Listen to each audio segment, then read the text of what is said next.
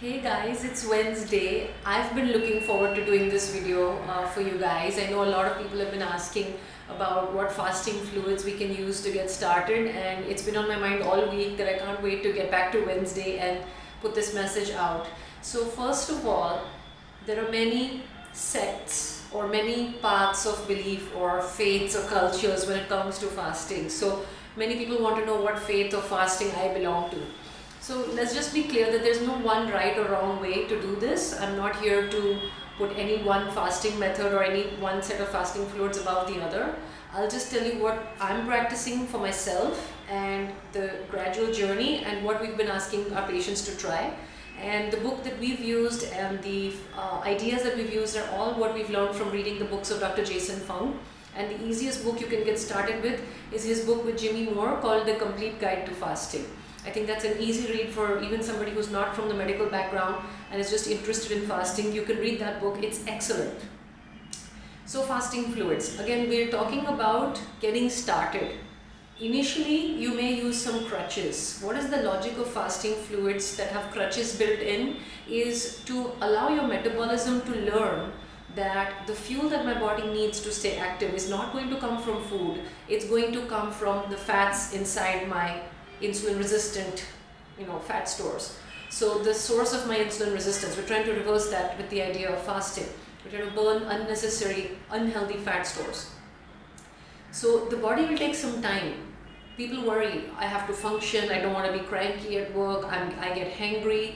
Be careful the way you talk about it, be a little bit more kind and compassionate with yourself. Do have faith in the fact that people have been fasting across the planet for various spiritual reasons, and there are many benefits that have been reported. There may be a learning curve, there may be a time where you need training wheels, and I'll say that when I got started fasting, I did experience headaches. I was afraid of headaches, I was afraid of being cranky. As I told you, I've been very fond of my breakfast for most of my life. So what I did was I carried many thermoses full of fasting fluids. I like warm fluids, I'm not much into drinking cold things. Some people like iced water, like with mint or like lime or a wedge of orange inside. You can do that, that's an acceptable fasting fluid. But I like warm fluids, and that's totally a personal preference. So I carried thermoses of things. At home I would have a black coffee, again with lots of cream in it, as a crutch. I was trying to get myself ready. I experimented. Some weeks I would try the coconut oil inside, extra virgin cold pressed coconut oil. One of my friends makes an amazing one. I've just loved the aroma of her oil. We've tried ghee in my fasting fluids, I tried butter, and I wasn't too happy with my personal experience, although it's an allowed fasting fluid, is 2 teaspoons of milk in the black coffee. I somehow wanted something more fatty to keep me going. You may have heard of bulletproof coffee, that's acceptable also. That has MCT oil in it, coconut oil, and the fat in there keeps you, keeps your hunger pangs lower without necessarily stimulating an insulin spike. So that's the logic of the fats. I came with one of those thermoses, and I came with another thermos of broth, veg broth. So I'm vegetarian, so again if you eat non-veg you can make bone broth, and there are many recipes of bone broth you can look up. We have one that we've learned from Dr. Jason Fung's group, which we share with our patients. And there are some things you have to be careful about when you're making bone broth at home. It can get a bit smelly, so be careful on that. The veg broth, I tried initially picking up like small amounts of vegetables that I like. And again, you can pick vegetables that you like. You're trying to go with low starch vegetables. So not too many underground vegetables, because again the starch will get into your water. We don't want that. So low carb vegetables would be the few bits of spinach or a small piece of onion, maybe a tiny piece of carrot. Again, you're making fasting fluid for one person. This is for one person. You don't need a lot. The idea is to get the flavor out.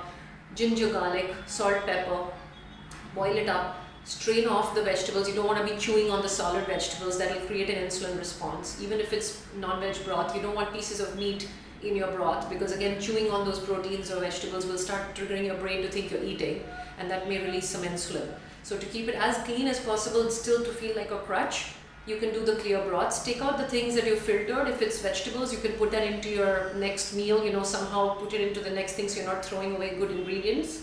But here we're looking for the flavor, the minerals, the electrolytes. You can do a pinch of Himalayan pink salt. You can add some fat of choice. If it's a crutch, you're getting used to things. So I started with things like ghee, butter. Again, I tried various flavors. What I found was the vegetable broth tastes good when it's fresh.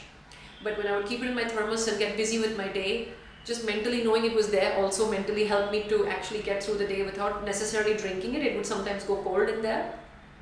But when I had it a few hours later, even if it was warm or I reheated it, I personally wasn't happy with the flavor. It wasn't as interesting compared to when it was fresh. When it was fresh, it was very soothing, very nourishing. I felt really nice. But then what I did was, the vegetables maybe didn't taste so fresh after a few hours. So what I then did was I did a plain ginger broth the next time I tried, where it was only a little bit of ginger, some salt, pepper and some ghee or butter. I did that for a few weeks. Eventually what started to happen was I realized my headaches, that hunger pangs, all of that started to settle, and I was able to breeze through, and I would end up not using the supports. So I had it looked a bit comical. I would leave the house with 2-3 thermoses, refill them at my card office before I had to travel to Breach Candy, and redo it or do many things to make sure I felt safe and protected with my training wheels. Eventually I reached a point where I didn't need it, and I have now not needed any salt as well. I was sometimes taking a pinch of Himalayan pink salt on my tongue if I felt a bit woozy or lightheaded. Somehow now my body has adapted to it. It's been a few months of practice. It's just about practice, and I won't lie to you, there were days where I felt like this is taking some getting used to. I'm not feeling great, but just bear with it. The body is very intelligent. Now my fasting just includes a black coffee in the morning, which is mild, not very strong, and maybe one more black coffee by around 12 noon. I try to limit my caffeine because any caffeine after 2 p.m. is probably going to still be with you at 9 p.m. It takes about 7 hours or so on average for caffeine to really be getting out of your system.